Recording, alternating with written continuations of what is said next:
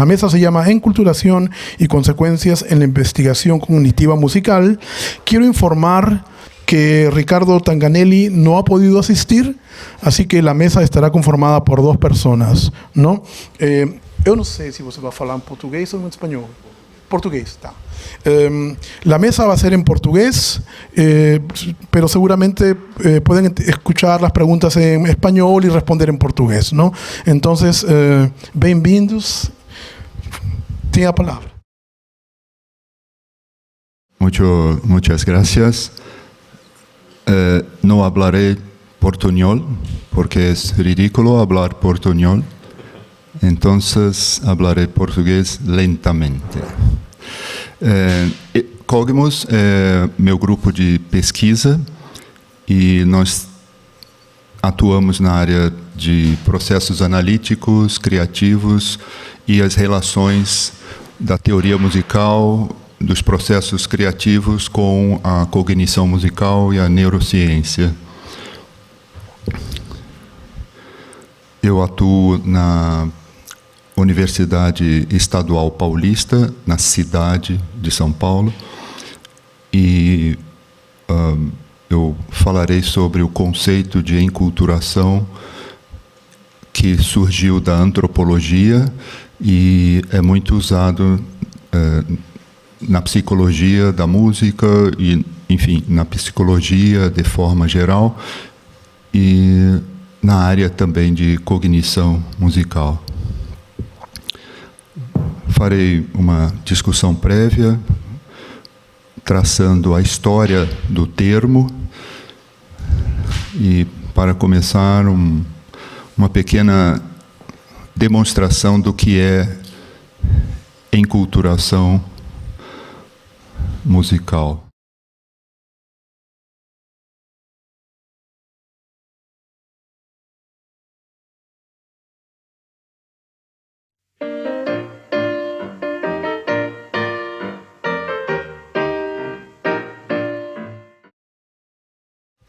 Muitos pesquisadores ainda acham que todo processamento perceptivo está localizado no encéfalo e eu criei esse termo, encefalocentrismo, porque há correntes de pensamento que dizem que todo o nosso corpo atua de uma maneira perceptiva. Então, claro que o encéfalo, que inclui o cérebro, o cerebelo e o tronco encefálico, é muito importante para todo o processamento, mas ele atua em conjunto com uma grande rede. E aqui nós temos o sistema nervoso central, em amarelo, que inclui o encéfalo e a coluna espinhal. E esse esquema, claro que esse é somente um esquema, mas todas essas ramificações em azul formam o sistema nervoso periférico. Ou seja, todas essas conexões em azul são também neurônios. Temos também uma discussão na cognição musical, isso vem de um jogo de palavras em inglês, nature versus nurture. Então seria natureza e nutrição. Eu preferi traduzir a palavra nurture por nutrição. E é um tema muito antigo na filosofia, e eu deixei aqui essa frase do Protágoras, de Platão, ao passo que coragem provém da natureza e da boa nutrição da alma. Essa é a tradução em português. Creio que em outros idiomas os tradutores podem escolher outras palavras, mas esta é a tradução que eu encontrei em português. No caso do aspecto da natureza, nós temos basicamente a nossa ontogenética, a nossa herança genética e o que isso traz para o nosso corpo.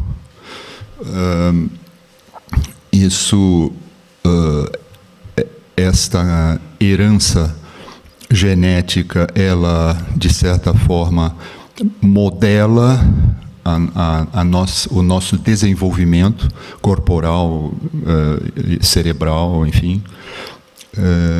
E dentro dessa herança genética nós temos também características perceptivas inatas.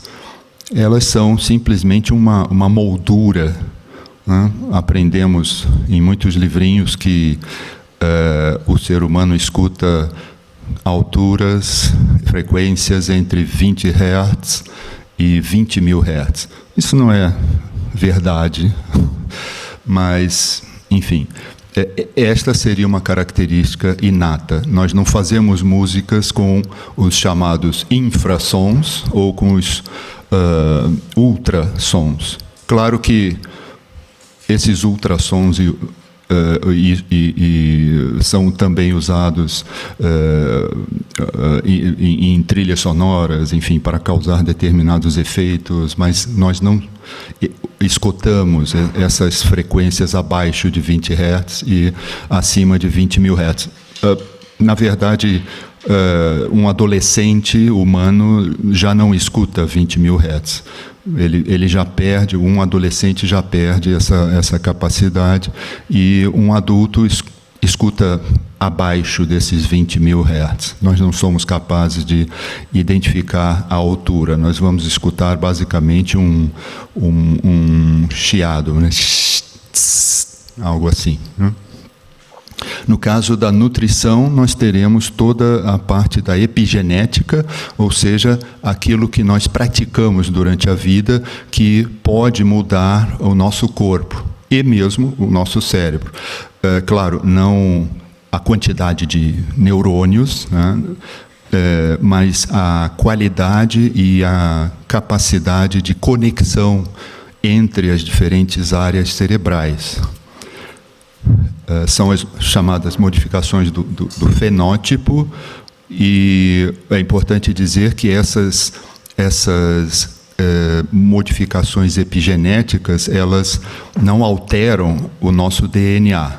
Ou seja, se um pai é um excelente tenista, o filho não vai nascer um excelente tenista. Ele vai precisar praticar também, né? Eventualmente ainda escutamos essa questão, né, de herança de talento, né, herança genética de talento, né? E temos todos os aspectos socioculturais, o ambiente familiar, social, o ambiente escolar e, hoje em dia, claro, as redes sociais e virtuais. O termo enculturação foi cunhado por um amigo de Melville Jean Herskovits, Ernst Alexander Haggard, que sugeriu esse termo ao Herskovits, e ele usou o termo pela primeira vez em seu livro Man and His Works, The Science of Cultural Anthropology, de 1948. Eu gostaria de ler aqui, eu sei que vocês estão lendo, mas eu acho que é uma definição muito válida até hoje, porque ele sintetiza tudo o que significa a enculturação. Os aspectos da experiência de aprendizagem que distingue o homem de outras criaturas e por meio da qual, inicialmente e ao longo da vida, ele alcança competência em sua cultura, pode ser chamada de enculturação. Isto é, em essência, um processo de condicionamento consciente e inconsciente, exercido dentro dos limites sancionados por um dado corpo de costumes. Claro que hoje nós discutimos também a questão da aprendizagem em outros companheiros nossos do reino animal, né? Sabemos que orangotangos, né, o filhote de orangotango, por exemplo, vive com a mãe durante 6 anos. E então ele aprende alguma coisa, muitas coisas nesses 6 anos. E filhotes de outros animais também aprendem algo com os seus pais, né, progenitores. A enculturação musical, portanto, adapta esse conceito de Herskovits para a área específica de música. Então, eu selecionei aqui somente 3 definições. A primeira de Hannon e Trainor. A enculturação musical é o processo pelo qual os indivíduos adquirem conhecimento específico da cultura sobre a estrutura da música a qual são expostos por meio de experiências cotidianas, como ouvir rádio, cantar e dançar. Assim como existem diferentes idiomas, existem muitos sistemas musicais diferentes, cada um com escalas, categorias e regras gramaticais únicas que regem a altura e a estrutura rítmica. Claro que hoje nós temos o fenômeno da internet, e então nós temos a possibilidade de nos expor a muitos estilos que, quando eu era jovem, não eram tão acessíveis assim. Hoje, se eu quero escutar música do Japão, eu entro na internet e em 10 segundos eu posso começar a escutar música do Japão. Então, lógico que hoje nós podemos ter, não que tenhamos, mas nós podemos ter um amplo espectro de experiências sonoras e musicais graças à internet e suas redes, etc. A segunda definição de Morrison et al. A enculturação musical é o desenvolvimento natural de esquemas musicais, estruturas baseadas em regras dentro das quais um indivíduo interpreta o que percebe por meio das influências modeladoras do ambiente. Claro, eu não concordo muito com esse desenvolvimento natural, né? Para mim seria um desenvolvimento sociocultural, né? Mas deixei aqui o termo como ele escreveu. O terceiro, de Corrigal e Trainor, como a música é uma forma de comunicação e expressão única para os humanos, eventualmente poderíamos até discutir isso, mas não é o assunto de hoje. E universal em todas as culturas, a aquisição musical é um componente significativo do desenvolvimento normal. Assim como acontece com a linguagem, leva muitos anos para adquirir plena competência musical receptiva e produtiva. Da mesma forma, a percepção e a produção musical se especializam na estrutura da música no ambiente, mesmo sem instrução formal ou conhecimento explícito dessa estrutura. O processo pelo qual as crianças adquirem esse conhecimento é chamado de enculturação musical, porque requer experiência com o sistema musical específico de uma determinada cultura. Ou seja, nós temos capacidades inatas, né, primeiro, de ouvir, né? A maioria dos seres humanos nasce com a capacidade de ouvir. Em segundo lugar, ao sermos expostos, por exemplo, à música, por exemplo, à linguagem do ambiente, nós vamos aprendendo a reconhecer as estruturas da música, da linguagem, e vamos adquirindo uma certa competência no decorrer do tempo.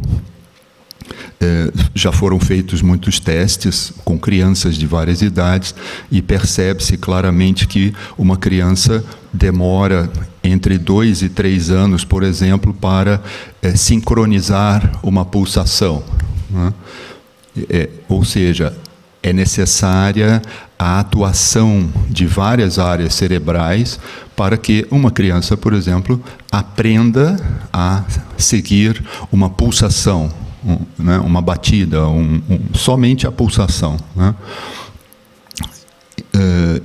Então, nós nascemos com essa capacidade inata de desenvolver a linguagem, desenvolver a percepção musical, mas nós precisamos de uma exposição à linguagem ou à música, qualquer que seja. E temos casos bastante dramáticos de crianças que são abandonadas em florestas e crescem, conseguem sobreviver, e se elas foram abandonadas muito cedo, 2, 3 anos de idade, elas podem até se lembrar de algumas palavras que aprenderam e conseguiram expressar, mas elas não são expostas à linguagem no período adequado para isso, e se elas são resgatadas mais tarde, elas conseguem até aprender algo de uma determinada linguagem, mas elas não terão a mesma competência de um jovem que passou por esse processo de enculturação linguística, poderíamos chamar. Aqui eu vou passar um pouco mais rapidamente. É um estudo de caso de Gana, um país da costa oeste da África. Eu achei muito interessante esse artigo, está nas referências, né? Eu deixei aqui também, porque eu percebi que ele escreve esse artigo de uma maneira bastante comedida, vamos dizer assim. Ele discute a questão da aprendizagem musical em Gana e percebi que é uma situação que se assemelha, claro, guardadas as diferenças culturais entre Gana e Brasil, mas que tem uma semelhança com o Brasil, no sentido de que muitas escolas praticam mais a música europeia, a música de concerto europeia, do que as tradições populares do país. Claro que isso tem se modificado lentamente no Brasil, né?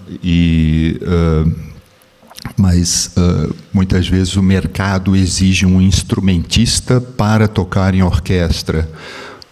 Mas esse instrumentista hoje, ele também toca em espetáculos de música popular, em musicals, né, que acredito que seja um fenômeno em muitos países, né? Então esse instrumentista muitas vezes sai de uma escola, de uma escola superior, sem o devido treinamento e sem a devida consciência do que ele aprende e do quanto aquilo é importante para a sua própria pessoa e para o seu grupo cultural também. Esse é o esquema, né, são as seções do artigo. Vou pular isso, enfim, posso disponibilizar depois o PowerPoint. E aqui nós temos, então, esse resumo, né, dessa situação de aprendizagem musical, uma certa subestima da cultura musical autóctone, o predomínio eurocêntrico. A independência de Gana foi em 1957. Após mais de 50 anos de independência, ainda é o predomínio da música ocidental no ensino, e houve uma reforma em 1987, de curta duração, por razões políticas, né? Mas, de qualquer maneira, houve uma certa integração de elementos da cultura ganesa. E é algo que nós observamos também no Brasil, especialmente nas escolas superiores, né? Muitas instituições de ensino musical de nível superior são faculdades de universidades, né? Elas foram... muitas dessas instituições foram incorporadas por universidades. Então, o meu departamento de música é uma faculdade da Universidade Estadual Paulista. Isso causa muitos conflitos, enfim, entre pessoas de outras áreas, né? Especialmente as áreas importantes para o Brasil, como agronegócio, né? E exportação de commodities, soja, etc. E agora o Brasil está sofrendo com as taxações de um certo senhor do norte. Bem, enfim, eu não vou discutir extensamente aqui, mas eu não vou mostrar todo o artigo do Debra. Então, aqui, novamente, né, a predominância da música ocidental, entre aspas, né, está falando basicamente do repertório europeu, E também essa questão muito importante, antes do ingresso na universidade, os alunos já desenvolveram suas preferências musicais, né? Então, acho que o Eduardo vai falar um pouco também sobre isso, mas é importante essa sensibilidade do professor para reconhecer as diferentes realidades culturais e musicais de um grupo de alunos e tentar integrar diferentes estilos nas discussões em aula, seja que tipo de disciplina for, harmonia, forma musical, enfim.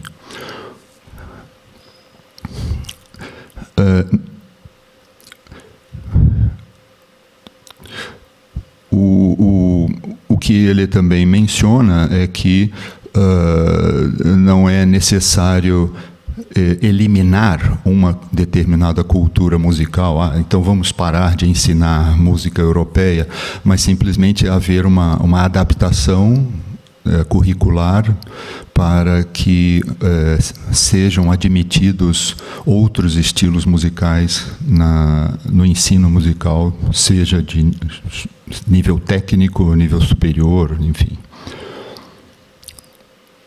E aqui acho importante esses dois últimos tópicos aqui. O ensino musical é um meio de enculturação, ou seja, a partir do ensino ou formal ou mesmo informal, o jovem vai descobrindo características das músicas que ele conhece, das músicas que ele sempre escutou, e nós do ensino temos um importante papel nesse processo. Também, enfim, a música promove o caráter e desenvolvimento mental, quer dizer, é sabido que a prática musical, especialmente as práticas coletivas, especialmente de musicalização com diversos instrumentos, né? Não tanto a orquestra, que a orquestra, enfim, tem também uma outro tipo de modelagem do músico, mas as práticas coletivas de musicalização, de improvisação com crianças, né, construção de instrumentos, isso também é um aprendizado social, né? A criança vai estar em contato com outras crianças, vai, como de forma geral, como os jogos, as brincadeiras, a criança vai aprender a se relacionar com seus semelhantes, e a música também tem esse papel, né? Aqui eu mostro duas consequências a partir de dois artigos. O primeiro de Peirce, ele fala que o processo de enculturação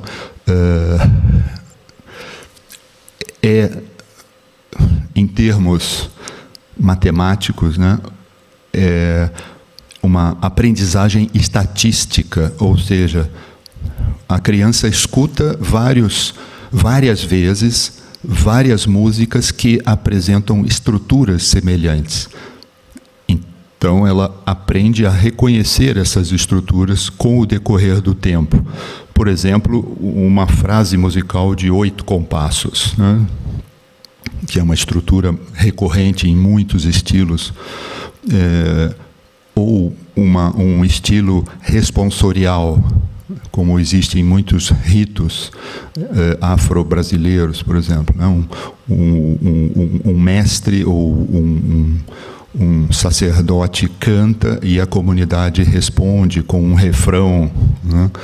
Então, essas são centenas, milhares de características estruturais da música que, por meio de uma repetição, né, não a repetição da mesma música, mas muitas músicas que repetem os mesmos esquemas, sejam esquemas fraseológicos, harmônicos ou formais, isso vai modelando a enculturação da criança.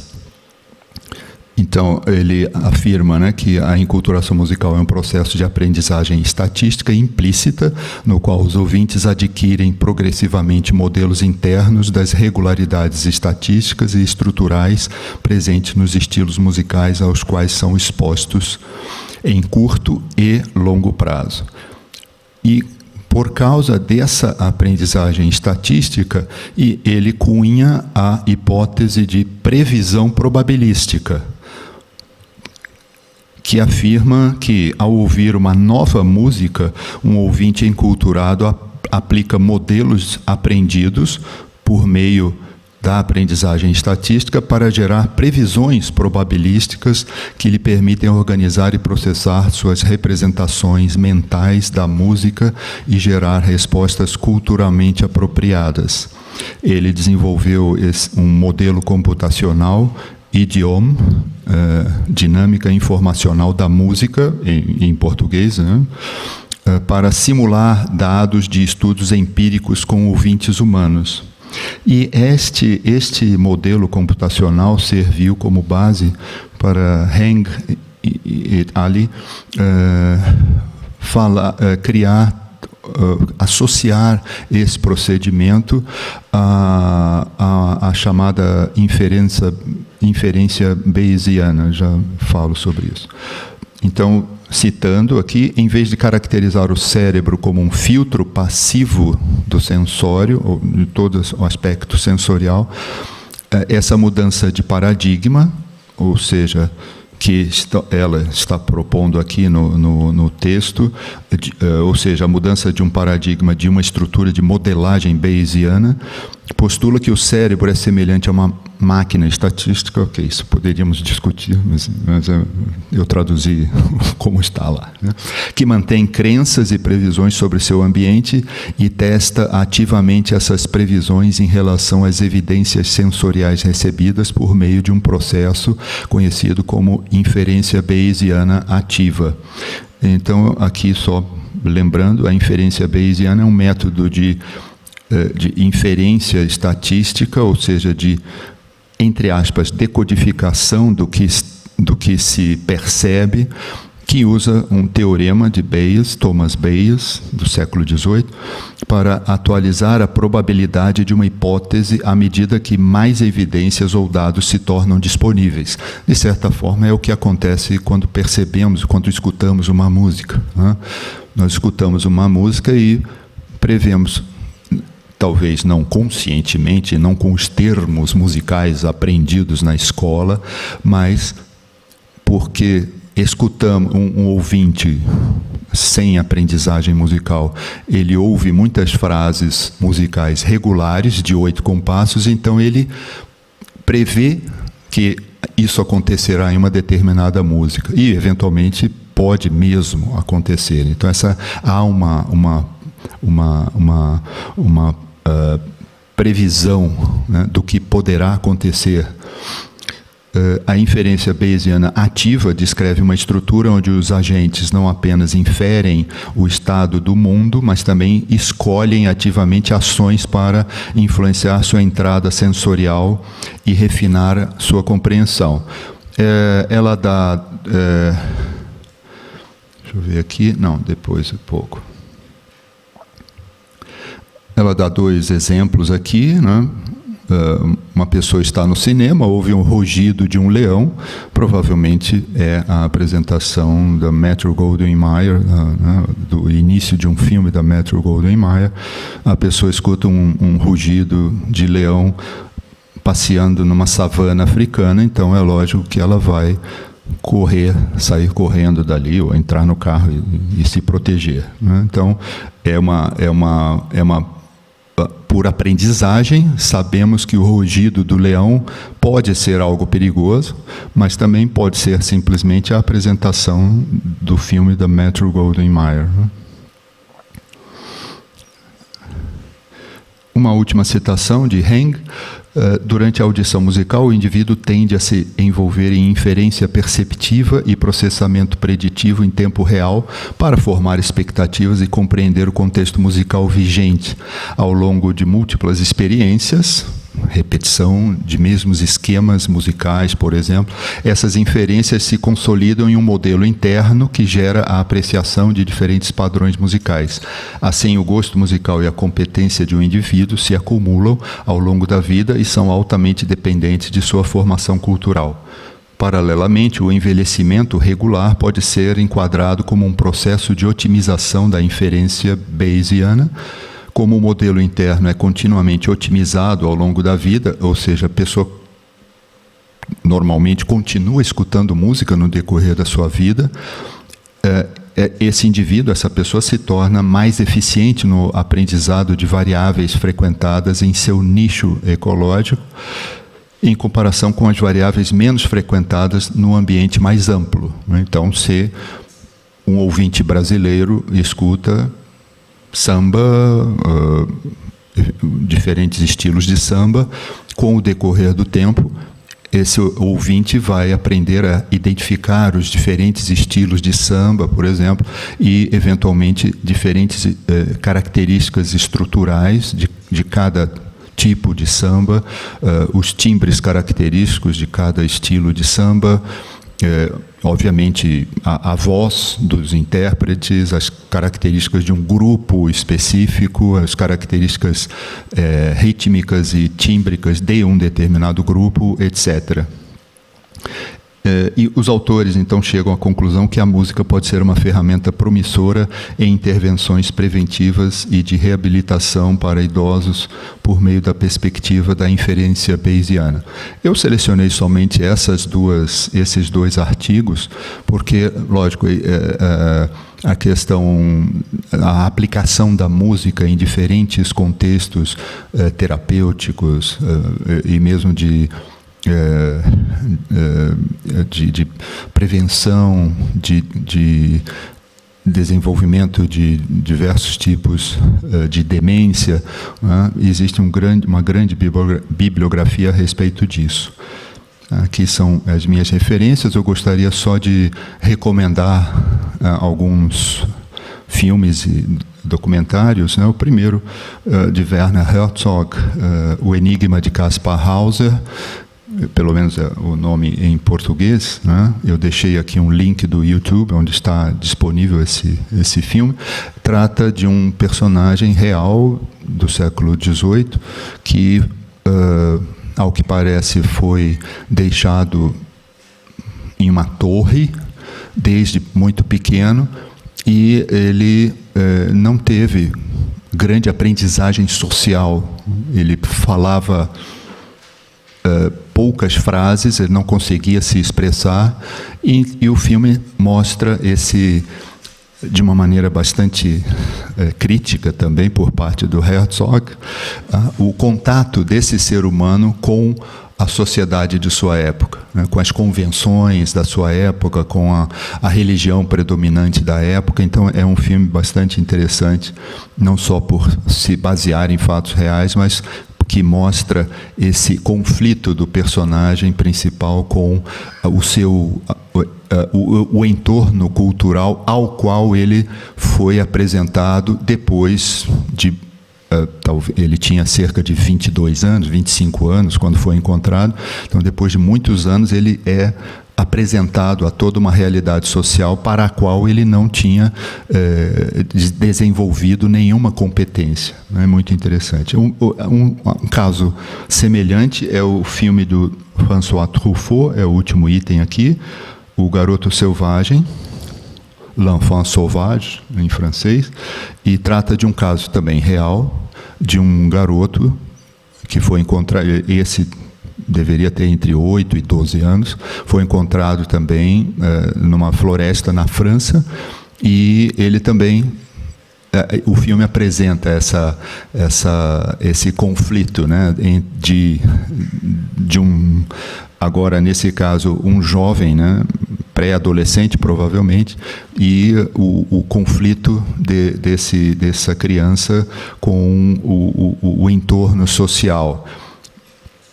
E, finalmente, essa série de 3 documentários, Quando Éramos Peixes, né, do Schubin. Foi o autor de um livro, também em português, A História de Quando Éramos Peixes. Não sei em espanhol o título.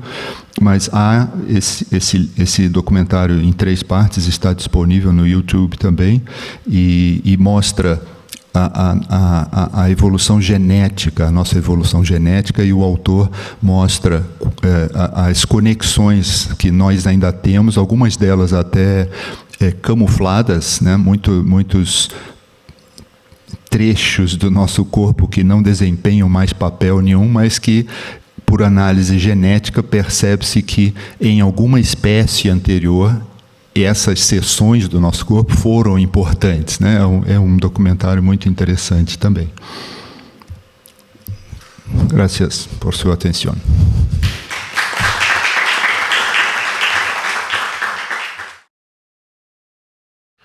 Assim como Marcos, eu não vou falar portunhol. Peço desculpas, pero vou falar português também. Tentaré falar um pouco mais devagar. Pero lo título es en español. Hacia un enfoque más neurocognitivamente informado sobre la enculturación en el desarrollo musical. 2 anos de espanhol para esto. Oh, obrigado. Bom, meu nome é Eduardo. É um prazer imenso estar aqui nessa mesa, junto ao meu orientador, professor Marcos Mesquita, e fazendo parte do grupo Cogmos, Processos Analíticos, Criativos e Cognição Musical. E, basicamente, o que nós vamos versar hoje é, ainda pegando esse gancho da parte da enculturação, que foi um tema bastante pertinente que o professor trouxe. E, antes disso, farei uma introdução. Não vou me alongar sobre a enculturação, porque já foi falado, mas o desenvolvimento dessa percepção está intrinsecamente relacionado ao processo de enculturação. Essa percepção musical que nós temos é a chave do que eu vou comentar hoje, que é o desenvolvimento musical. Então, só traduzindo, desarrollo, eu vou falar bastante a palavra desenvolvimento, desarrollo, ok? Todo ser humano passa por esse processo de enculturação musical com o desenvolvimento do que a gente chama de córtex auditivo, que é uma parte específica aqui do lobo temporal, não à toa próximo do ouvido. E todo ser humano passa por esse processo de enculturação com esse desenvolvimento que vai desde o período pré-natal, ou seja, quando nós estamos dentro do ventre, 3 meses antes do nascimento, até o início da idade adulta. Alguns estudos, inclusive, sugerem o início da enculturação musical acontecendo dentro da barriga da mãe, quando a mãe está embaraçada. Estou certo? Sim. Bueno. Esse processo, então, segue uma progressão geral ao longo da infância que passa dos aspectos mais simples, como o reconhecimento de fonemas e ruídos para a própria sobrevivência, até os aspectos mais complexos da percepção musical, incluindo contorno, padrões rítmicos, reconhecimento de intervalos, melodias e hierarquias tonais, que é o que nós estudamos hoje. E essa enculturação dá margem ao desenvolvimento musical de determinada cultura e à apropriação auditiva do sistema vigente dentro daquele espaço social, seja ele dentro do nosso espaço como escola de música, dentro de uma cultura específica, como por exemplo a indiana, a cultura da Gâmbia. Diferentes tipos de cultura carecem de diferentes tipos de escuta, e essa enculturação é absolutamente diferente de acordo com o entorno. E isso suscita algumas indagações, algumas perguntas. Como se dá o processo de aprendizagem musical? Como nós podemos categorizar o processo de aprendizagem de um instrumento musical ou de canto? Ele está relacionado com a maturidade ou com o conteúdo? Ou seja, eu tenho idade para aprender certas coisas, idades melhores, idades piores? Ou o conteúdo mesmo que vai ditar, conforme eu for conseguindo atingir determinado tipo de habilidade com aquele conteúdo, eu consigo passar para a próxima fase? Quais são os processos cognitivos intrínsecos relacionados com a aprendizagem musical? todos temos as mesmas características cerebrais no que diz respeito à aprendizagem musical? O nosso cérebro é exatamente o mesmo ou nós temos determinados tipos de predisposições genéticas? Qual é a melhor forma de alcançar a compreensão musical? Quando começar? Já começa no útero? Começa com 3, 4 anos? Quando eu devo começar a aprender harmonia? Quando eu devo começar a aprender um instrumento? Quando eu devo começar a aprender a solfejar? E quando evoluir? Quais são os processos básicos que você precisa para alcançar uma compreensão completa da composição, da improvisação, da performance ou mesmo da audição? É claro que, longe de responder todas essas perguntas, eu trouxe essas indagações aqui como ponto de partida para que a gente comece a pensar o desenvolvimento musical a partir da enculturação de acordo com com o nosso próprio contexto social, nossa própria realidade social. A partir disso, alguns teóricos, em sua grande parte de países do norte global, digamos assim, cunharam determinados tipos de teoria do desenvolvimento musical, ou seja, estágios específicos que são momentos onde determinados tipos de aquisição dentro do conhecimento musical são adquiridos ou são desenvolvidos. É claro que, lembrando e fazendo uma alusão talvez crítica a essa questão, grande parte das teorias vão de 0 até aproximadamente 15 anos, que é quando, dentro das teorias de Piaget, nós atingimos a idade adulta, certo? Mas esses modelos, o que são essas teorias de desenvolvimento musical? São modelos de estruturas que categorizam as fases de aquisição de habilidades compatíveis com a faixa etária e a progressão do intelecto. E a maior parte dessas teorias são modelos baseados na psicologia cognitiva do Piaget. Piaget foi um grande teórico suíço que cunhou a teoria cognitiva, especificamente dos estágios. Então, todo mundo já deve ter visto Piaget pelo menos alguma vez. E eu vou passar rapidamente sobre ele aqui, mas só para a gente entender de onde que surgiu a base das teorias do desenvolvimento musical. Então, o estágio sensório-motor, que é de 0 a 2 anos, os bebês aprendem que os objetos fora de vista ainda existem, então se você tira da frente do bebê, ele acha que não existe mais, se você coloca na frente, ele acha que existe. O estágio pré-sensorial de 2 a 7 anos, que é o pensamento simbólico, as crianças aprendem a usar a linguagem para representar os pensamentos, começa a desenvolver brincadeiras de imaginação especificamente. Elas têm dificuldade em ver coisas de outras perspectivas, então existe essa parte do egocentrismo ainda até os 6, 7 anos. A partir dos 7 anos começa o estágio operacional concreto, que é o pensamento lógico, começo das percepções de relações entre massa, proporção, tempo, espaço, o pensamento dedutivo especificamente, e aquele clássico exemplo da conservação, as crianças descobrem que mudanças na aparência não correspondem a mudanças no peso, volume. Se você coloca a mesma quantidade de água dentro desse copo ou dentro dessa garrafa, a criança vai achar que tem mais, por exemplo, na garrafa, porque ela é maior e não necessariamente vai se ater ao volume. Então, tudo isso representa conquistas cognitivas específicas dentro do processo de evolução da criança, e até chegar no estágio operacional formal, que é o desenvolvimento do raciocínio indutivo e dedutivo, que elas podem usar esse pensamento abstrato, o começo do raciocínio abstrato e princípios gerais para desenvolver hipóteses e ideias cada vez mais complexas, certo? Baseado nisso, grande parte das teorias do desenvolvimento musical foram cunhadas. Então, se nós temos o estágio pré-operacional do pensamento simbólico de 2 a 7 anos, se eu tenho uma criança aprendendo um instrumento musical, por exemplo, o que ela vai aprender? O que ela consegue aprender baseado nisso?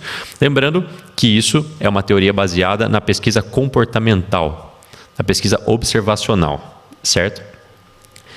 E por ser de 1969, existem ainda alguns equívocos que nós descobrimos hoje, especificamente, principalmente na aquisição de conhecimento, que são questionadas e devem ser questionadas e refutadas dentro do processo de aprendizagem musical e dentro do processo de enculturação também. Então, uma criança, por exemplo, com 7 anos, ela está no fim do desenvolvimento musical ou no começo do desenvolvimento musical? Alguns autores dizem que depois dos 7 anos já não tem mais nenhum tipo de desenvolvimento e você vai ter a mesma habilidade musical que você tinha com 7 anos para o resto da sua vida. Particularmente eu discordo disso e vou dizer o porquê. Baseado nisso, eu fiz um mapa das teorias do desenvolvimento musical, que são essas 7 teorias, certo? Psychology of Music, do Carl Seashore, que foi um grande revolucionário em 1938, pensando na psicologia da música ainda. Howard Gardner e o Projeto Zero, da Universidade de Harvard, um grupo de 1973. Howard Gardner foi aquele que cunhou as inteligências múltiplas. Vocês devem conhecer, né? A inteligência musical, a inteligência operacional, a inteligência matemática, linguística. E Howard Gardner era músico, especificamente, era pianista do Departamento de Musicologia de Harvard, e ele então criou esse tipo de inteligências porque ele não encontrava a inteligência artística. Ele não encontrava nos testes de QI, por exemplo, ou de coeficiência de inteligência, não tinha inteligência artística, e ele, como músico, se sentia um peixe fora d'água. Gordon's Music Learning Theory, uma teoria americana de aprendizado musical. Swanwick tinha um modelo espiral, é um clássico também. Mary Louise Serafini, modelo de música como cognição. David Hargreaves and Galton Phase Model e Ockleford Sound of Intent Model. Todos esses são modelos de desenvolvimento musical. Obviamente eu não vou entrar em cada um deles, mas só para vocês entenderem o que é um modelo de desenvolvimento musical. Eu vou pegar o mais característico, que é o que nós usamos hoje, que é muito usado dentro das universidades, dos conservatórios e também das escolas de música, seja qual nível for, que é o modelo espiral. Então, é uma sequência do desenvolvimento musical baseado no estudo de composição, certo? Então, a gente tem ali no começo da espiral, dos 0 aos 4 anos, depois dos 4 ao 9, depois dos 10 ao 15 e dos 15 para mais. Cada uma dessas fases que você vai passando durante a espiral, você tem determinados tipos de habilidades, de aquisição, certo? Dependendo do seu nível de educação musical. Agora, esse tipo de teoria foi baseada única e exclusivamente em bairros do subúrbio londrino. Então, espera aí.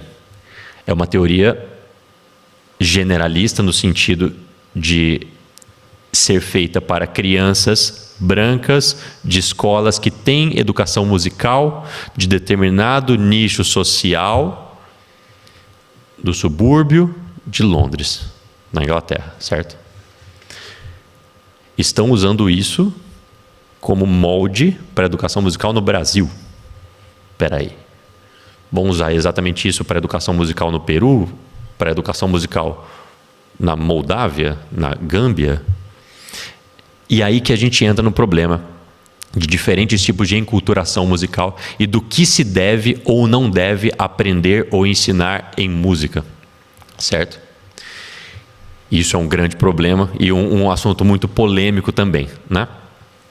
Baseado nisso, eu, então, só dando um exemplo do que é uma das teorias do desenvolvimento musical, é claro que isso é uma teoria muito complexa, isso aqui é apenas um organograma, um fluxograma de como acontece, cada fase tem os seus estudos e é um estudo baseado em composições durante vários anos. Esse estudo, lembrando, tem uma legitimidade enorme e é um estudo fantástico da composição musical. Entretanto, não pode ser usado como forma geral, como forma de aplicação geral, e aí é onde entra o meu questionamento. Baseado nisso, eu fiz então um mapa das teorias do desenvolvimento musical, que é como se fosse pegar essa espiral e esticar ela, certo? Vamos ver se eu tenho meu mouse aqui. Tenho meu mouse aqui, certo? Então vejam que nessa linha aqui nós temos a idade, certo? 1, 2, 3, 4, 5, 6 anos até os 15 anos. Aqui nós temos a coluna da esquerda aqui por autor e o que acontece em cada uma dessas dessas fases. Então, veja como as fases são diferentes de teoria para teoria. Todas elas são baseadas na psicologia cognitiva de Piaget, certo? Nos estágios evolutivos. Alguns chamam de fases, alguns chamam de estágio, alguns também refutam a teoria do Piaget, outros utilizam como base as pesquisas para fazer essa parte do desenvolvimento musical por cima disso, mas veja como tem diferentes concepções aqui, né, do que seria a idade ideal para aprender determinado tipo de elemento dentro da música. Então, a fim de categorizar essas fases da aprendizagem musical, os pesquisadores desenvolveram diferentes teorias sobre o desenvolvimento, só que nos últimos 30 anos nós tivemos avanços nos exames de neuroimagem e a aplicação dos mesmos dentro dessas pesquisas de cognição musical e no processamento neural em música. Poxa, se a gente sabe, se a gente via pela teoria que talvez uma criança de 7 anos estaria apta a aprender harmonia, será que o cérebro dela realmente está apto? Ou nós estamos teoricamente forçando algo, sendo que a gente está aplicando um modelo que é cabível para adultos, certo? Então, é aí que entra a parte da pesquisa em neurocognição como fundamento e como base para que a gente consiga refutar ou corroborar ou concordar com o que Piaget e todos os outros teóricos do desenvolvimento musical citaram. Nesse campo do desenvolvimento musical, essa conexão entre os dois lados ainda não é uma realidade, o que nos traz uma potencial lacuna de pesquisa, e essas teorias seriam muito mais precisas se nós levássemos em consideração esse conhecimento neurocognitivo, certo? Então, aqui rapidamente, um esboço muito rápido do que a gente pode fazer, do que a gente pode ter como percepção musical e o que nós já temos, muito resumidamente, é claro, em determinados tipos de áreas do córtex e também as áreas subcorticais. Então veja que na primeira imagem aqui, a gente tem como um exemplo, né, a área verde, que é o córtex auditivo, a percepção de elementos básicos como frequência, duração, intensidade, até coisas mais complexas, como, por exemplo, o que está em azul, a percepção de elementos de alta ordem, né? Aqui é responsável, dentro desse córtex pré-frontal, no inferior, no giro frontal inferior, enfim. No corte, lembrando que nós temos o cérebro como se ele estivesse de lado, certo? Então, nós temos um corte radial aqui do cérebro e nós conseguimos chegar ali ao sistema límbico, que é o sistema subcortical, onde estão a amígdala, o estriatum e toda a parte responsável em vermelho, nas bolinhas vermelhas, como, por exemplo, a experiência do prazer e as emoções relacionadas a memórias. Então, isso tudo já foi descoberto e está sendo descoberto, e os estudos nunca são no sentido de deterministas, a ponto de que isso faz parte disso, mas nós já temos um panorama muito mais preciso do que nós tínhamos há 30 a 20 anos atrás, certo?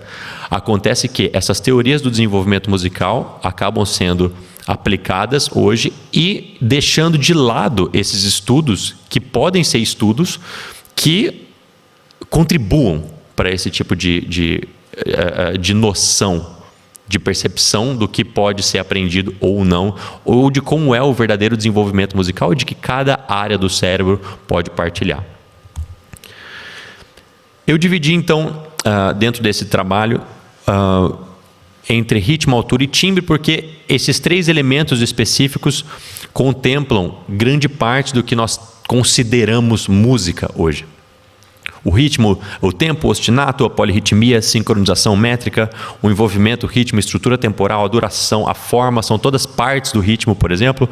A altura contempla a tonalidade, melodia, harmonia, leitmotivs, contorno, contraponto, estrutura frasal, intervalos. E o timbre, que é a estrutura mais complexa, instrumentação, texturas, envelopes espectrais, harmônicos complexos, registros mecânicos, é o que nós chamamos corriqueiramente de a cor do som. E baseado nisso, eu criei uma tabela onde uma revisão neurocognitiva da percepção musical.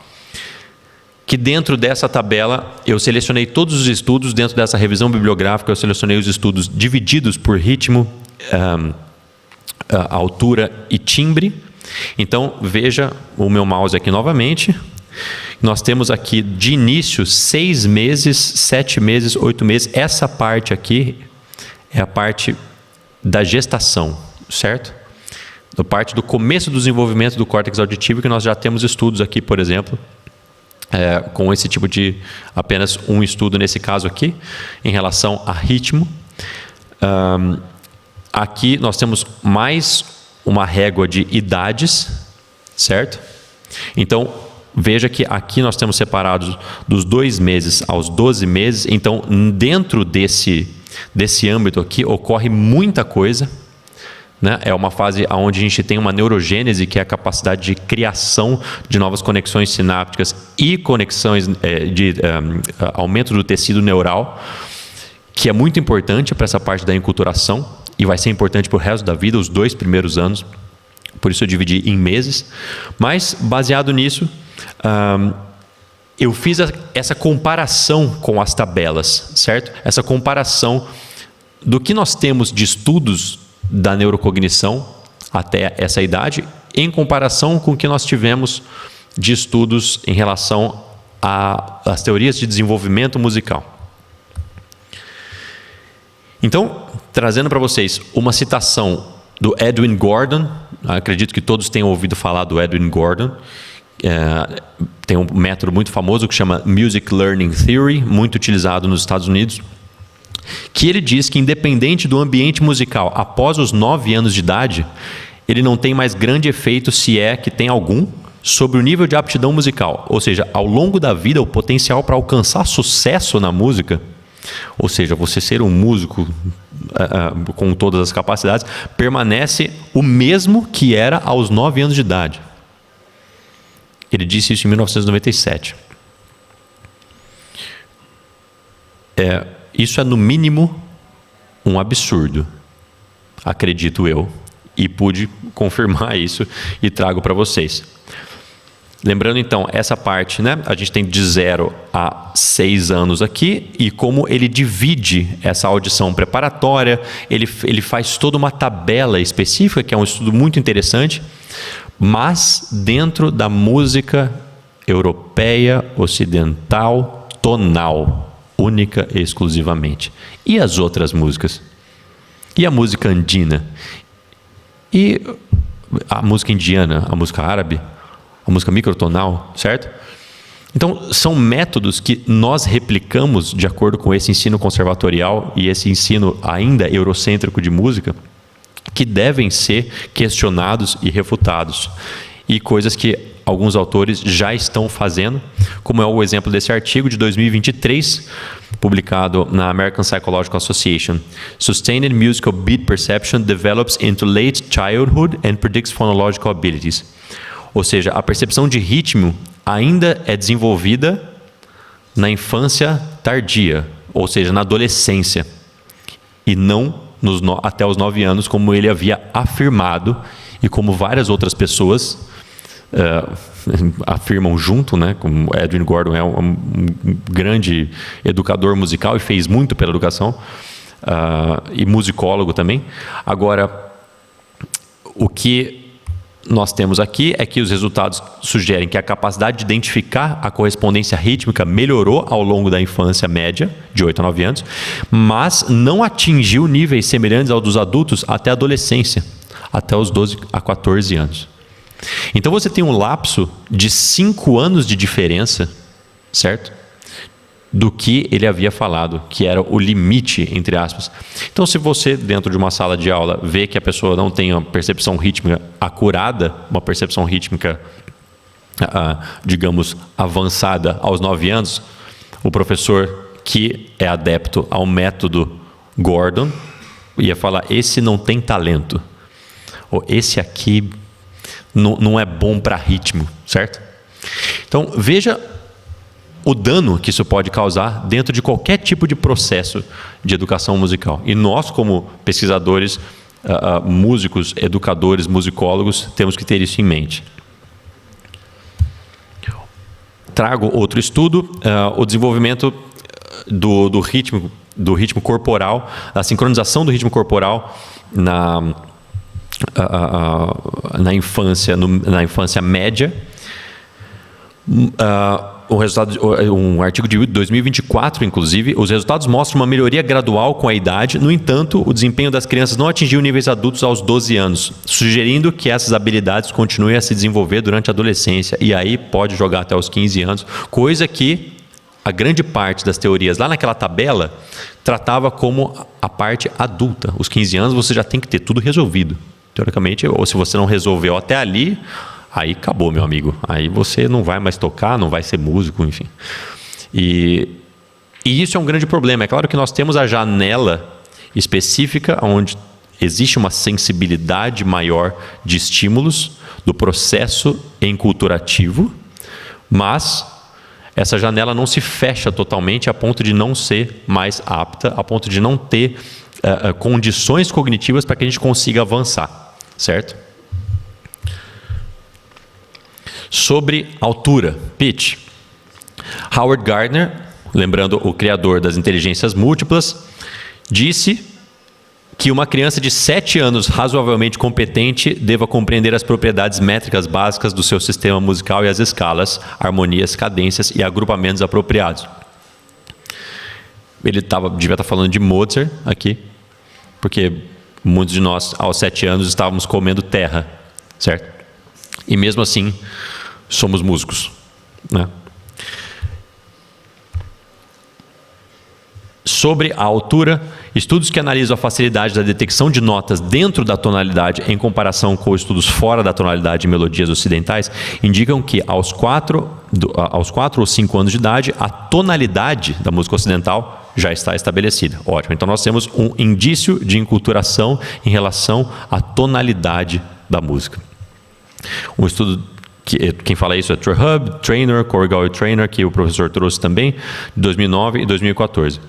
Em termos do desenvolvimento, a sensibilidade à tonalidade, ou saber quais notas pertencem a uma tonalidade e quais não pertencem, surge mais cedo do que a sensibilidade à hierarquia tonal. Então, lembrando, tonalidade é absolutamente diferente de entender a sensibilidade da hierarquia tonal, ou a compreensão dos diferentes significados das notas dentro de um campo tonal. Em suma, a harmonia é relativamente rara em todos os sistemas musicais, e a sensibilidade à estrutura harmônica desenvolve relativamente tarde, embora seja possível observar alguma sensibilidade em crianças em idade pré-escolar, que é entre os 7 e 9 anos, entre os 5 e 7 anos, essa continua a se desenvolver até a adolescência. Mais uma vez, um estudo que refuta essa ideia de que até os 7 anos de idade você já tem que ter tudo resolvido em saber pelo menos as cadências harmônicas aos 7 anos, o que é uma cadência plagal. Você sabia o que era uma cadência plagal? Nem eu.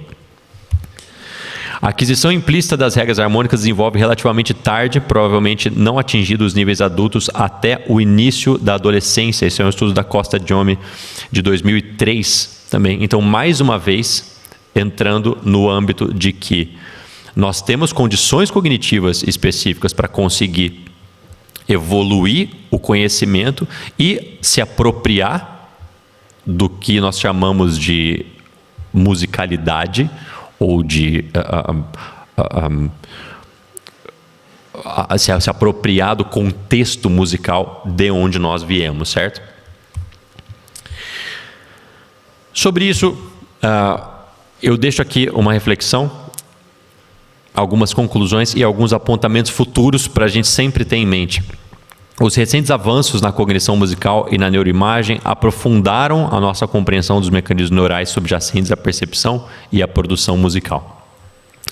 É necessária a reavaliação das teorias e dos métodos tradicionais que caracterizam o desenvolvimento musical, a fim de se obter uma perspectiva mais pragmática. Nós não devemos, de maneira alguma, deixar de lado esses métodos. Pelo contrário, existem coisas fantásticas em todos eles. Estudos muito sérios, estudos longitudinais, estudos transversais, que fazem com que nós entendamos a música como algo parte da cultura, mas que muitas vezes pode podem ser caracterizar como métodos excludentes de determinados tipos de gênero musical, de determinados tipos de manifestações musicais, como o professor Marcos havia dito, dentro do que país que era, professor? Da Gana. Dentro da educação musical ganesa, nós não termos música ganesa é um grandíssimo de um absurdo. Eu acredito, e acredito que todos aqui, como musicólogos, pesquisadores, acreditam nisso também. Esses avanços esclarecem como os aspectos musicais fundamentais, como eu caracterizei aqui, entre ritmo, altura e timbre, que são diferentes de parâmetros, até porque temos a música como uma manifestação multiparamétrica. Nós temos inúmeros tipos de parâmetros e não apenas aqueles 4 que nós aprendemos, mas esses aspectos fundamentais que eu aqui listei como ritmo, altura e timbre e todos aqueles detalhes são processados no cérebro, ao mesmo tempo que aprimoram o campo de estudo sobre as bases comportamentais e neurobiológicas do desenvolvimento musical. Há então de se levar em consideração o processo de enculturação específico de cada recorte sociocultural e a que as pesquisas se destinam. Dessa maneira, evita-se a generalização e a aplicação equivocada de teorias padrão criadas sob a égide eurocêntrica. Muchas gracias.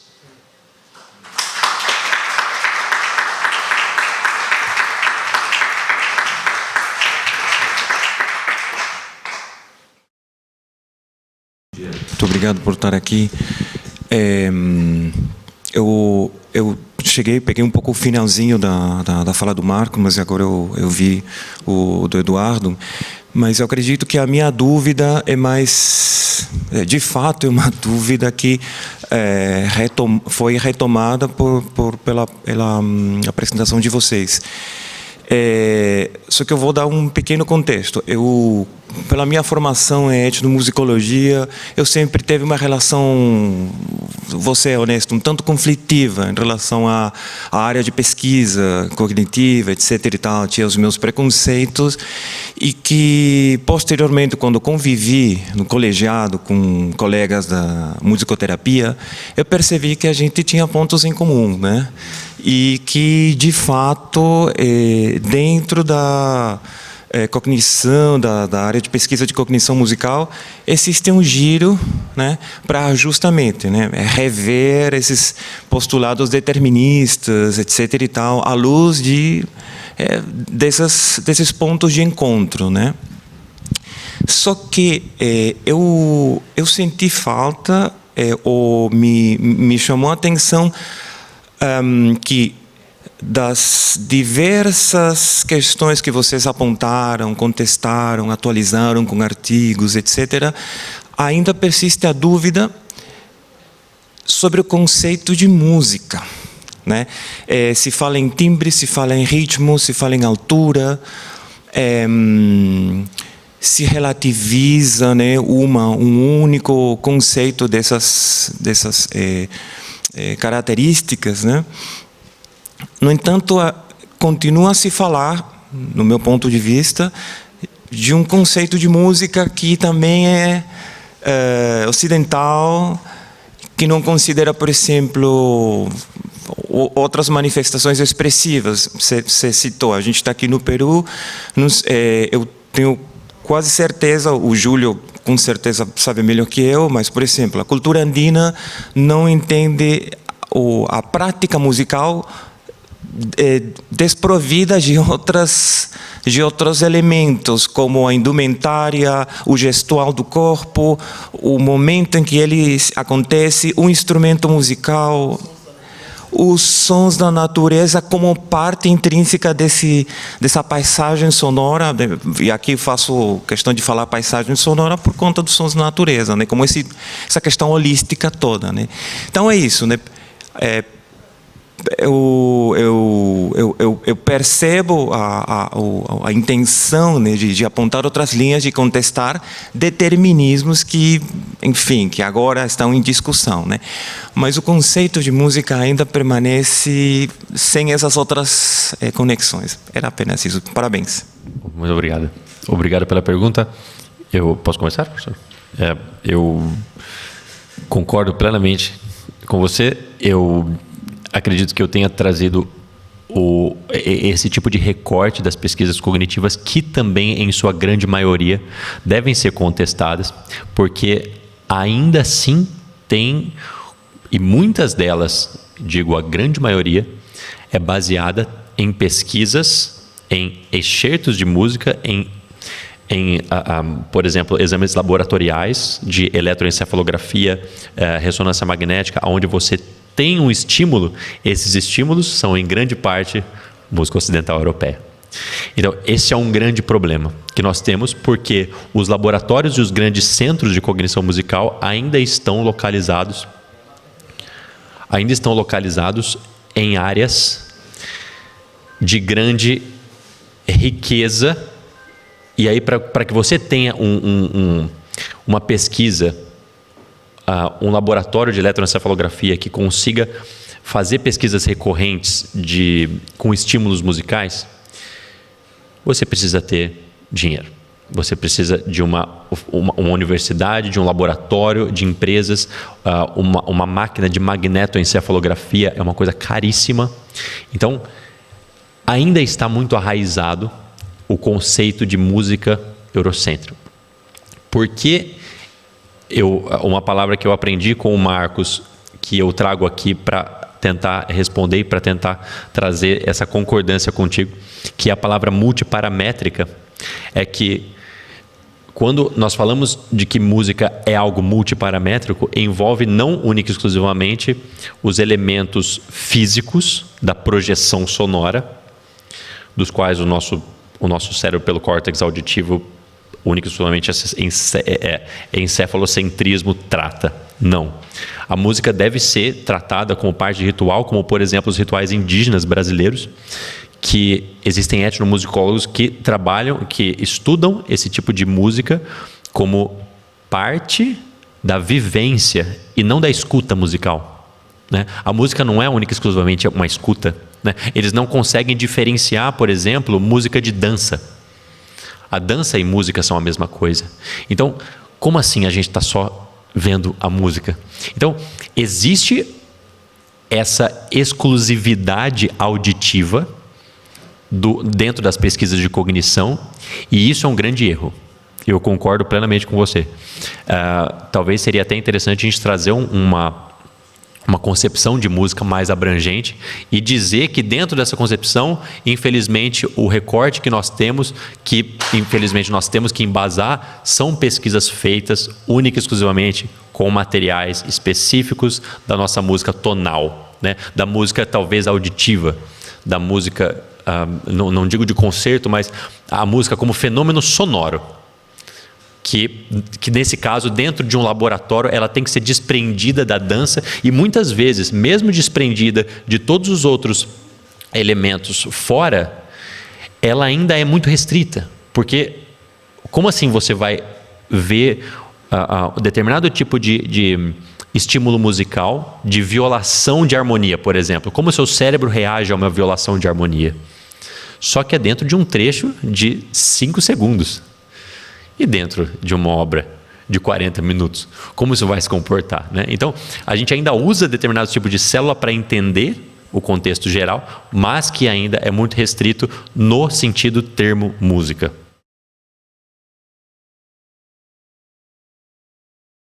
Eu só vou complementar o que o Eduardo disse. Não tínhamos a intenção de trazer alguma definição de música, porque ela seria exatamente restritiva e seria um mero recorte, mas eu gostaria só de acrescentar ao que o Eduardo disse o seguinte: nós ainda temos, apesar de muitos neurocientistas, especialmente aqueles que se dizem neurocientistas e que têm grandes redes sociais e que falam muita bobagem, eles são extremamente otimistas, né? Enfim, apresentam aquilo como se fosse uma resposta definitiva sobre algum aspecto da percepção musical, da prática musical.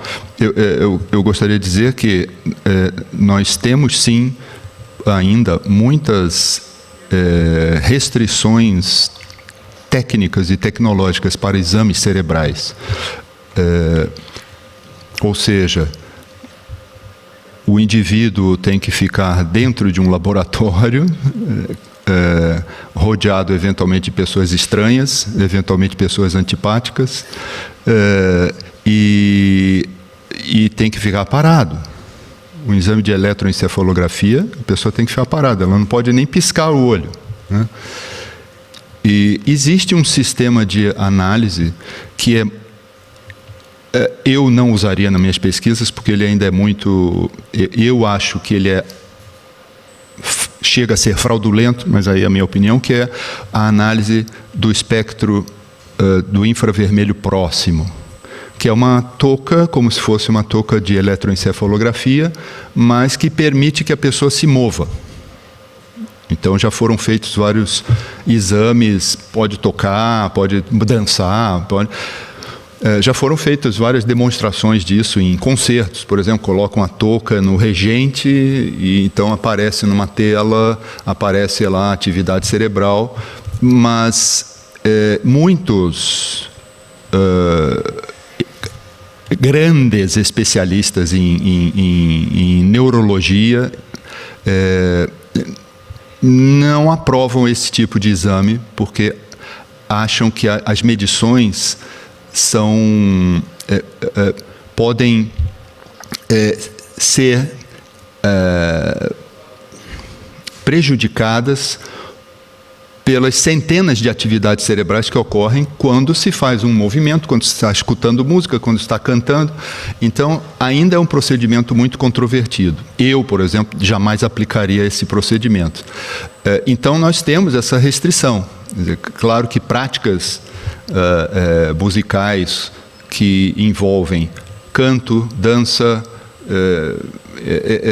ainda não podem ser pesquisadas com a devida competência, e nós temos que aguardar próximos passos do desenvolvimento tecnológico para que possamos ter um quadro mais amplo, né, da atividade cerebral, cerebral na prática musical verdadeira, né? Quer dizer, quando se vai para um laboratório, escuta-se um trecho, ou eventualmente quando a pessoa pode movimentar a mão, então o pianista move a mão direita, então ainda são testes muito primitivos, né?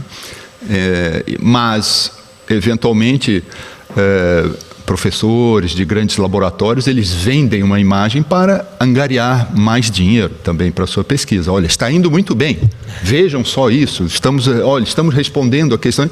Então é uma questão de marketing também, né? E somos bastante críticos a isso e tentamos apresentar uma crítica cientificamente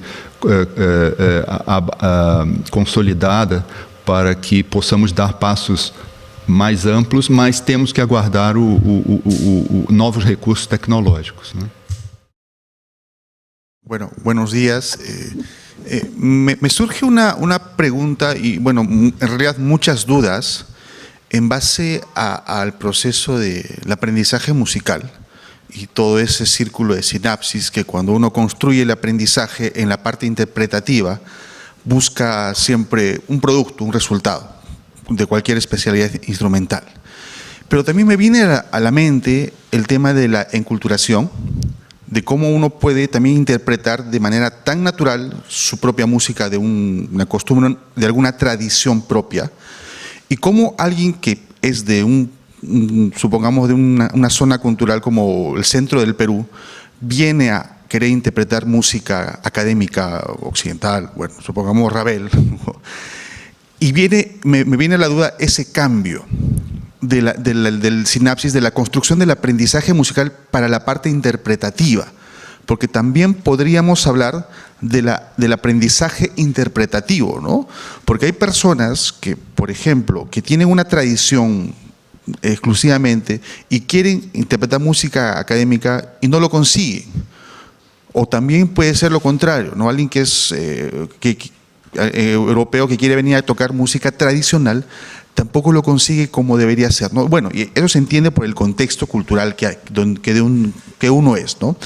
Mi pregunta es, ¿cómo dentro del proceso de la cognición, es esa parte clave que es la percepción y el desenvolvimiento musical a través del aprendizaje musical, cómo se podría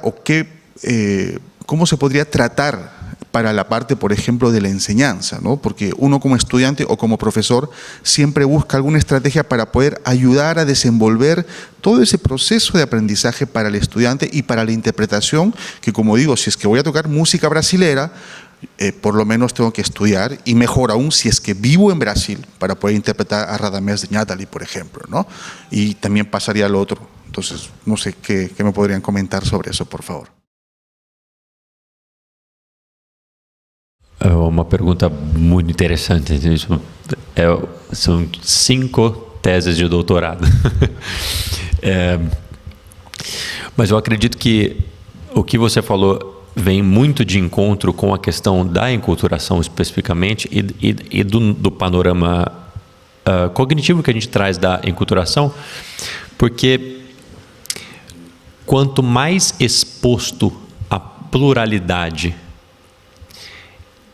étnica, a pluralidade cultural, musical, rítmica de determinada cultura uma criança está, mais facilidade e mais naturalidade ela vai ter de perceber, de recriar e de reproduzir, e aí perceber, recriar e reproduzir são elementos da própria prática interpretativa lá na frente, mais facilidade ela vai ter.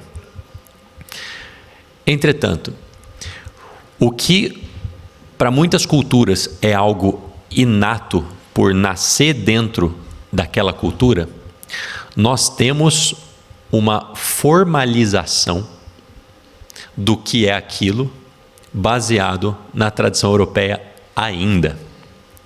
Então, a gente recriou, por exemplo, o choro, vamos supor. Vamos ter como exemplo o choro brasileiro. Uma música instrumental que tem determinada forma, determinado tipo de instrumentação, que é algo cultural, de roda, de participação, né? O mais novo aprende com o mais velho, o mais novo toca com o mais velho. É uma tradição quase que oral e foi durante muitos anos. Entretanto, agora o choro ainda é quase que uma música erudita brasileira. Entende? Uma manifestação que em sua essência era popular, hoje em dia é tratada, foi absorvida pela universidade, e isso é excelente, mas ainda dentro desse panorama de formalização e formatação de determinados tipos de conteúdo de música, entende? A gente tenta trazer para o lado do aprendizado erudito para legitimar o que nós aprendemos, como se o que fosse escrito fosse mais legítimo artisticamente do que a pessoa que não sabe ler partitura, do que a pessoa que não sabe, que simplesmente está vindo de uma cultura que muitas vezes, como você disse, tem muito mais facilidade por causa do ambiente da onde ela vem. Então, se um violinista for tocar samba, ele não vai entender os acentos do samba. Ele não vai entender aquilo de primeira. Vai ser um pouco mais quadrado, porque o samba está enculturado dentro da cultura brasileira. O que o Brasil vai tentar fazer? Escrever aquele samba. Só que determinados tipos de escrita é muito difícil. A música é muito rica para ser única e exclusivamente reproduzida por um papel, Por isso, algumas traduções são orais. E olha, é assim que se faz. Só que a gente ainda tem essa tradição de que você precisa escrever na partitura o máximo de detalhes possível para que a outra pessoa consiga reproduzir, né? E essa reprodução, ao longo dos anos, a gente não sabia, na verdade, exatamente o que era um esforçando para Beethoven, entende? Que se era diferente do esforçando de Brahms, se era diferente de um esforçando de Mozart, né? A gente não tem como saber. A gente tem alguns determinados tipos de evidências musicológicas, mas o mesmo se aplica para a música brasileira, para a música peruana, né? E, concluindo, respondendo a sua pergunta, tentando responder a sua pergunta, dentro do processo de aprendizagem, quanto mais pluralidade essa criança tiver, mais ela vai entender todos os tipos de acentos, de predisposições rítmicas que outra pessoa não conseguiria. Então, mais ela vai ser nativa. Entende? Só que essa pluralidade se dá sem a exclusão de determinados tipos de gênero musical dentro de um processo de educação. Entende? Coisa que a gente ainda tem hoje. Isso aqui é melhor que isso para você desenvolver a parte, isso aqui, você tem que saber solfejar isso aqui. Não, tem gente que solfeja muito melhor do que você pegar um método Bona na tua frente lá e sair cantando, entende? O mesmo se vale, por exemplo, como idioma. Pode ser que você fale fluentemente espanhol, como eu, mas você nunca fale como um nativo. Porque durante esse processo de enculturação, você não conseguiu, dentro dessa janela, dentro dessa predisposição genética da onde você nasceu e com a educação específica que você teve, com os estímulos que você teve, você não pôde desenvolver isso porque não é da sua cultura. Você pode falar fluente, mas você nunca vai ser um nativo. Assim como você pode entender o samba, mas pode nunca tocar samba como um brasileiro. Entende? Acredito que seja isso. Eu vou confirmar um pouco o que o Eduardo disse, mas e só relembrar algo que ele falou, talvez um pouco mais rapidamente, que a enculturação, ela... Bom, eu vou falar assim em termos mais genéricos, tá? Me perdoem, mas é que temos uma limitação de tempo também. A enculturação pode trazer para a criança coisas boas e coisas ruins, né? Então, no Brasil, por exemplo, muitos grupos acham que determinados estilos de música são música do demônio, por exemplo. Não sei se aqui em Peru alguma música é música do demônio, né? Mas temos grupos que ensinam as crianças dessa maneira, evitar determinados estilos musicais.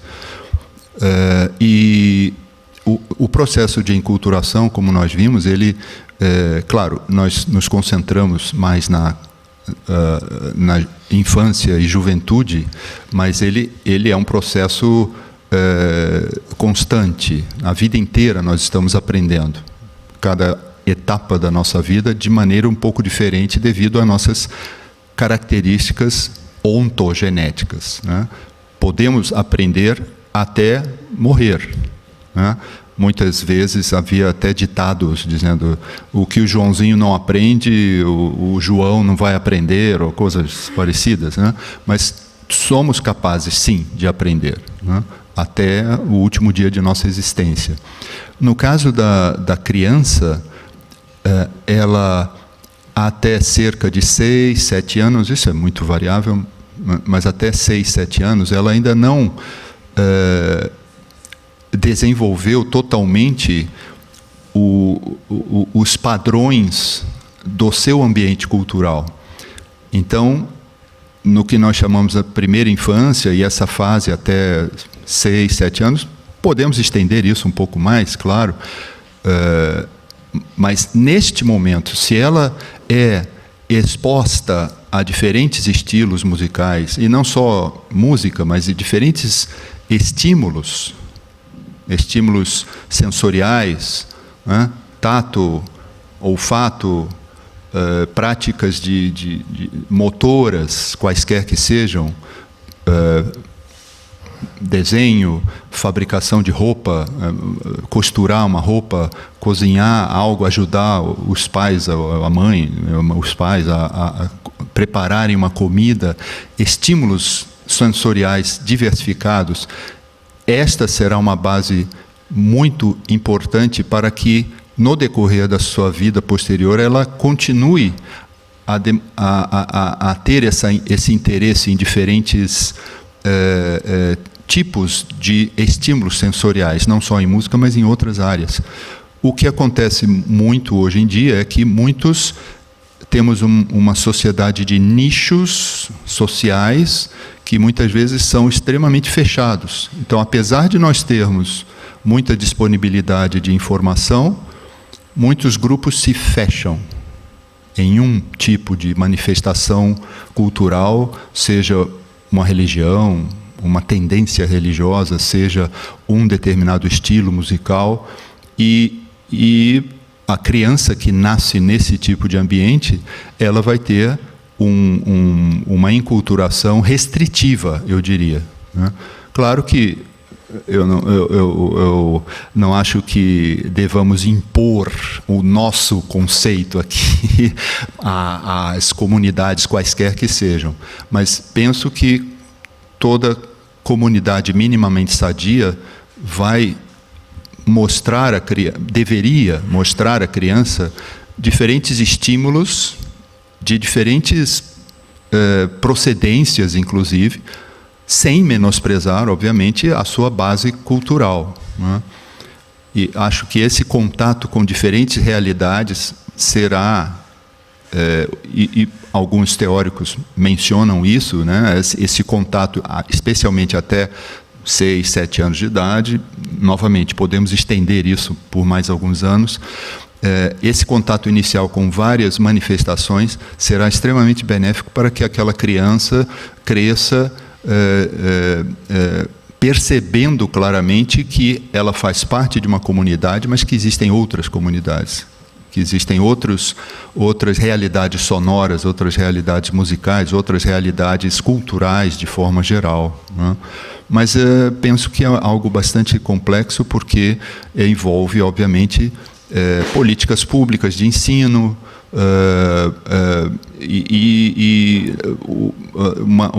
quer dizer, eventualmente determinados grupos podem até mesmo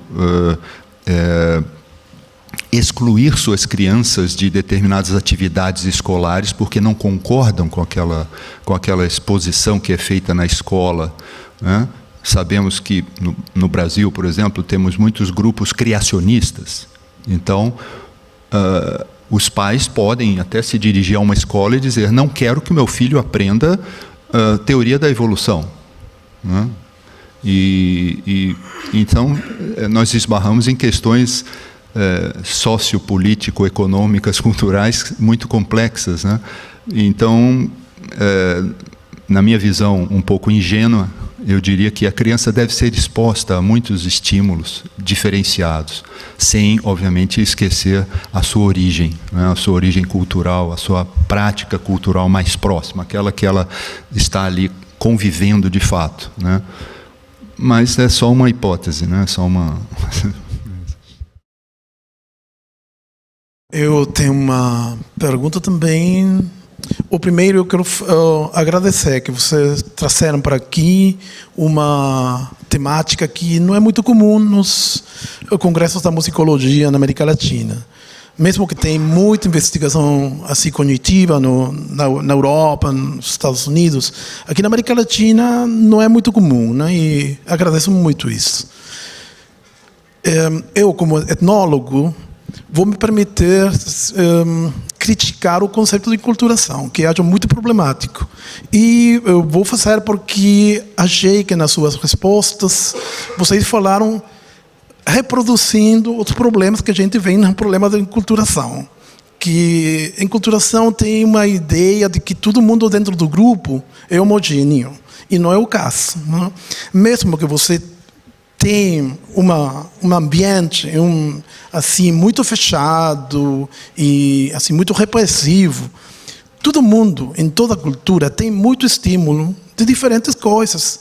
Por exemplo, hoje em dia, eu acho que durante toda a história da humanidade, todo ser humano está exposto a um monte de influências musicais, mas porque as culturas não vivem isoladas, as culturas vivem em contato com outras culturas. A definição de cultura que hoje a etnologia aceita é que o conceito de pertenência cultural é um produto da interação com as outras culturas. E que a ideia da enculturação fica omitindo todos esses campos de conexões com as outras culturas. Então, vou permitir-me sugerir que talvez seria muito proveitoso para seu trabalho procurar conceitos de cultura que são mais recentes na etnologia, né? Eu posso dar alguma bibliografia, se você tem interesse, né? Dias de Rada, por exemplo, tem um livro maravilhoso que é Cultura, Antropologia e Outras Tonterias. É muito bom, é bom demais, né? Posso dar os dados para vocês. Muito obrigado, sim, com certeza. E peço desculpas se a nossa apresentação foi eurocêntrica também, mas é que nós não excluímos de maneira alguma, né, uma visão, digamos, mais abrangente da cultura, né? Eu só parti da citação do Herskovits, porque ele foi o primeiro a usar o termo, né?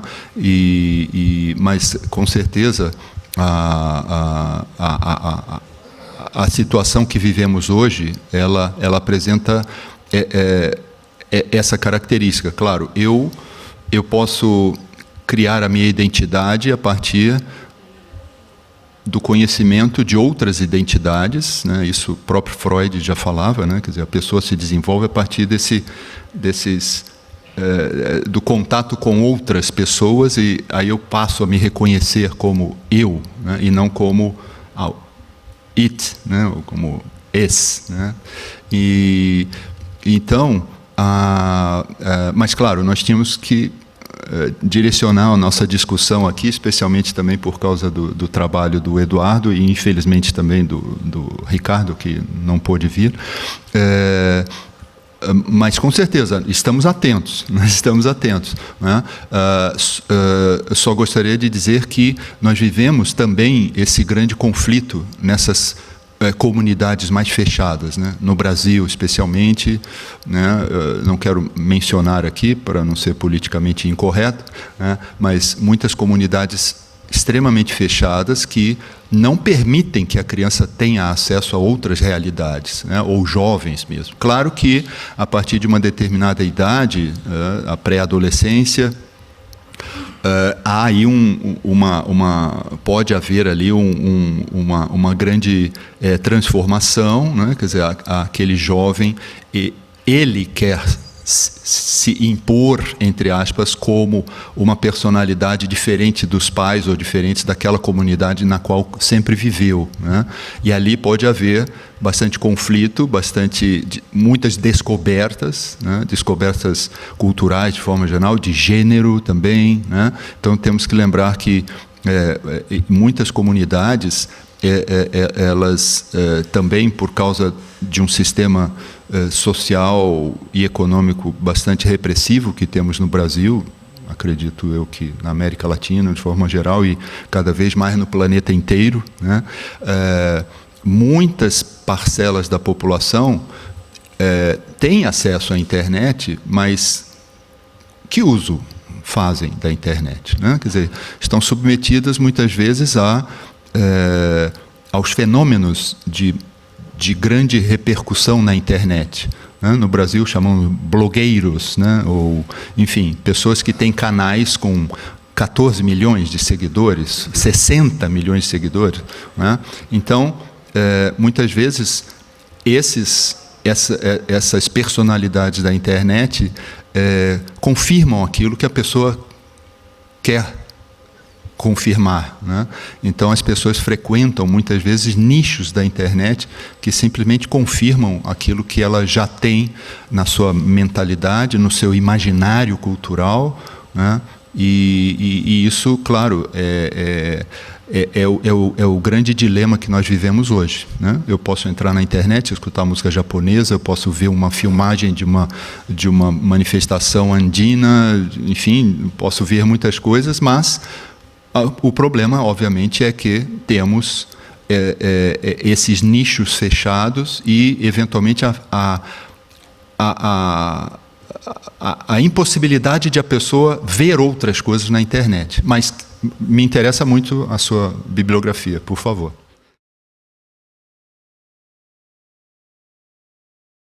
Vou fazer um pequeníssimo adendo, justamente agradecendo pela observação, e eu gostaria de ver também depois as referências. E é como eu disse aqui, eu sempre sou muito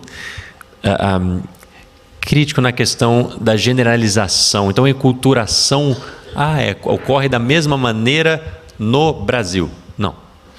É uma coisa muito específica. O que está acontecendo hoje, especificamente, como você disse, da pluralidade aqui, existe um determinado tipo de comportamento social geral que, através, por exemplo, de mecanismos como algoritmos, conseguem mapear e homogeneizar tratativas. E aí que acontece? Por exemplo, o Spotify, os serviços de streaming, eles, independente do tipo de processo de enculturação daquela pessoa, né, não o fenômeno em si, mas aquela pessoa, dos estímulos dela, existe um comportamento geral que os interesses de mercado por trás dos algoritmos dessas plataformas vai endereçar especificamente o que aquela pessoa, vai colocar aquela pessoa dentro de uma bolha de preferências. Nós nunca tivemos uma biblioteca tão grande musical nas mãos e, ao mesmo tempo, nunca foi tão mal utilizada. Porque nós não temos orientação para furar essa bolha, e esse processo de homogeneização acaba criando padrões de comportamento que são estudados, né, como você muito melhor que eu sabe, dentro da etnomusicologia, dentro da antropologia, mas que mesmo assim não podem ser generalizados, né? Então, observar o indivíduo em si, dentro daquele contexto, qual é o contexto cultural, é a relação dele para com as outras coisas e não necessariamente a relação das outras coisas para com ele. Entende? Então, eu acho que eu concordo plenamente, enfim, só para fechar. Muito obrigado. Muchas gracias entonces, Marcos, Eduardo, por la mesa.